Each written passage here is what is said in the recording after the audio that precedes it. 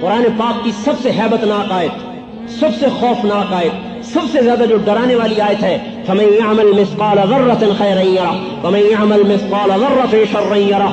وہ علماء نے لکھا اخوف آیت فی القرآن، قرآن کی سب سے ہیبتناک، سب سے خوفناک آیت یہ ہے کہ لوگوں کان کھول کے سن لو، ایک رائی کے دانے کے برابر بھی اچھائی کا بدلہ پاؤ گے اور رائی کے دانے کے برابر برائی کا کبھی بدلہ پاؤ گے۔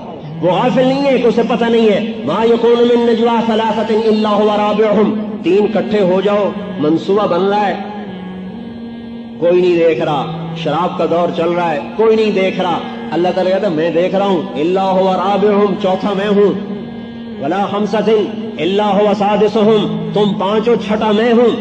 کہاں جاؤ گے؟ زمین کے اندر چلے جاؤ۔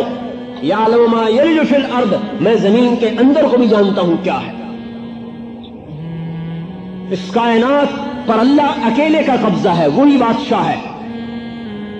یہاں سے عزت کبھی نکلتی ہے، یہیں سے ذلت کبھی نکلتی ہے۔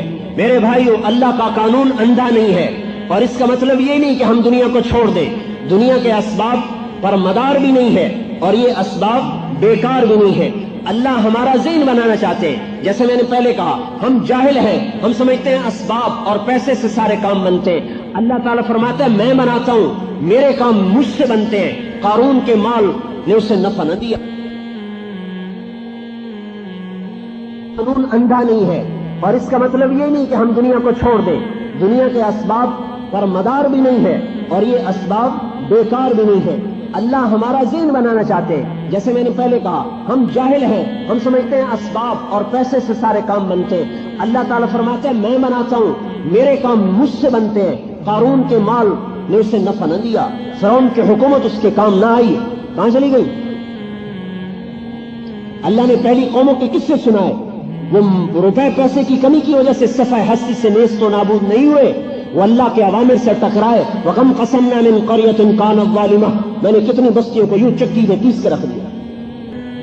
کیوں پیسا؟ ظالم تھے، نافرمان تھے۔ آج اللہ پاک، اللہ کی سنت بدلتی نہیں، جو پہلے تھی وہی آج ہے۔ یہ نظام کائنات ہمارے موافق ہو جائے، اس کے لیے اللہ نے حضرت محمد صلی اللہ علیہ وسلم کو ذریعہ بنا کے بھیجا ہے کہ اگر آپ دنیا میں عزت چاہتے ہو تو یہ راستہ ہے، کامیابی چاہتے ہو یہ راستہ ہے، غنا چاہتے ہو یہ راستہ ہے، دنیا آخرت کی سعادت چاہتے ہو یہ راستہ ہے۔ یہ عزت اور سعادت تمہیں امریکہ روس سے نہیں ملے گی، ایٹم راکٹ میں نہیں ملے گی، یہاں سے ملے گی جس کا نام میں نے اپنے نام کے ساتھ لکھا ہوا ہے۔